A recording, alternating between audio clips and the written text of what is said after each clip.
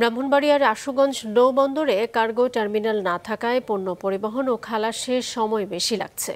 এতে প্রায় বন্দরে জাহাজের জটলা তৈরি হয়। ২০২২ সালে টার্মিনালের নির্মাণ কাজ শুরু হলেও নদী ড্রেজিং আর মাটি ভরাতেই তা আটকে আছে। ব্রাহ্মণবাড়িয়ার আশুগঞ্জ নৌবন্দর ২০১০ সালে বন্দরটিকে পোর্ট অফ কল থেকে নৌবন্দর হিসেবে ঘোষণা করা হয়। ভারতের কলকাতা থেকে নদীপথে এই বন্দরে আসা পণ্য সড়কপথে চলে যায় ভারতের ত্রিপুরায়। চট্টগ্রাম, মোংলা ও নারায়ণগঞ্জ সহ অন্যান্য নৌবন্দরের পণ্য এই বন্দর দিয়ে আনা নেয়া করছেন ব্যবসায়ীরা। প্রতিদিন রড, সিমেন্ট, পাথর, সার, ধান, গম সহ বিভিন্ন পণ্যবাহী ছোট বড় শতাধিক কার্গো জাহাজ ও বাল্কহেড আসে আশুগঞ্জ নদী বন্দরে। তবে অবকাঠামোর দিক দিয়ে পিছিয়ে আছে এই বন্দর। বিআইডব্লিউটিএ আধুনিক মানের কার্গো টার্মিনাল নির্মাণের উদ্যোগ নিয়েছে। বর্তমানে মাল উঠানামার জন্য টার্মিনাল সমস্যা হইতেছে। যদি ভালো টার্মিনাল থাকে তাহলে মাল উঠানামার জন্য সুবিধা। ৮ থেকে ১০ দিন লেগে যাচ্ছে একটা জাহাজ খালি হইতে।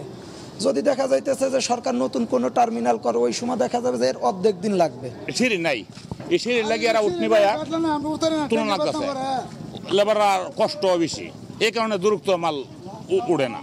তো কোনো বাথরুম নাই, কোনো থাকার মতো ব্যবস্থাও নাই। যা করতে হয় বলগেটে করতে হয়, জাহাজে করতে হয়। কোনো একটা নিরাপত্তা নাই। আমাদের বিরাট সমস্যার মধ্যে বর্তমানে আমরা আছি। এক গাড়ি বাজাই দিতেছে, লুকিং গ্লাস ভাঙতেছে, গাড়ির ক্ষতি হইতেছে, অনেক ক্ষতি টার্মিনাল না থাকাতে। ভালো টার্মিনাল তো মনে করেন সরকার লাভবান হবে, বিভিন্ন জাহাজ বিভিন্ন বন্দর থেকে মাল ওঠানামা করতে পারবে। যেমন এই একটা জাহাজের কাছে ৪-৫টা আওলা কলা করে লাগাইছে, এক জায়গায় লাগাইলে সুন্দর হইতো, মালগুলো ভালোভাবে উঠাইতে পারতো, একদিনে উঠায় ৫,০০০, ১০,০০০ তুলতে পারতো।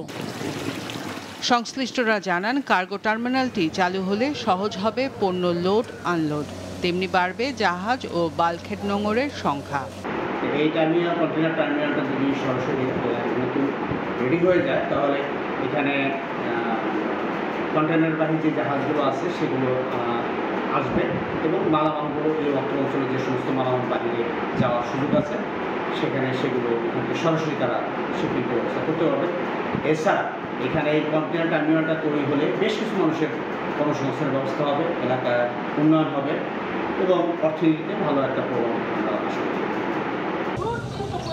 ২০২২ সালে শুরু হওয়া কার্গো টার্মিনালের কাজ ২ বছরে নদী ড্রেজিং আর মাটি ভরাটের মধ্যেই সীমাবদ্ধ। বিশ্বব্যাংকের অর্থায়নে ২১০ কোটি টাকার এই প্রকল্প শেষ হবার কথা ২০২৫ সালের মে মাসে। মাছরাঙা, নিউজ ডেস্ক।